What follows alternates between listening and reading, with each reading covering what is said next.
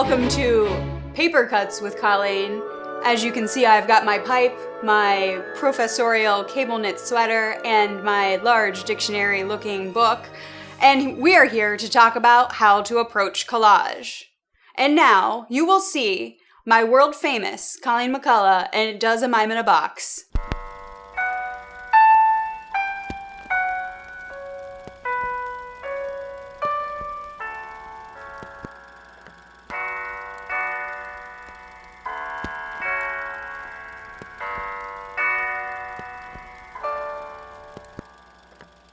And there you have it. I did that 2 summers in my summer camp talent show, and I won nothing at all in any of those competitions. But the reason I did it is so that now we can break that imaginary, very poorly done, mime in a box to talk about how to approach collage. We're going outside of the imaginary box, people. So I wanted to sit down and talk about kind of 2 philosophical views or approaches to collage. There is thousands of approaches to all creative work, so this is just going to talk about 2 very briefly.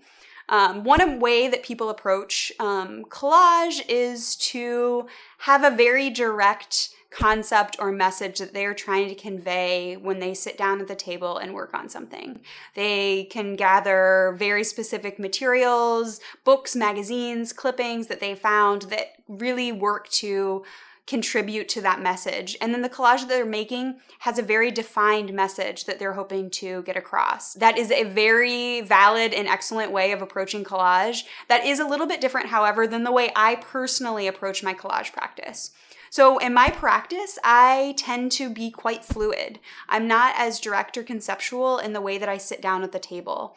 I tend to have a lot of different clippings and magazines and sources and ideas floating around that I let chance, randomness, the improvisation of what's on my table come into play, and I make compositions that kind of draw on each other and build up into something. So I'm not approaching it with a really specific message in mind. I'm allowing that message to come through. So I tend to take a little bit more of a mindful approach also when I'm making my collages. So that means that I try and kind of let go of everything that's happening in the outside world as much as I can, and focus on what's on the table.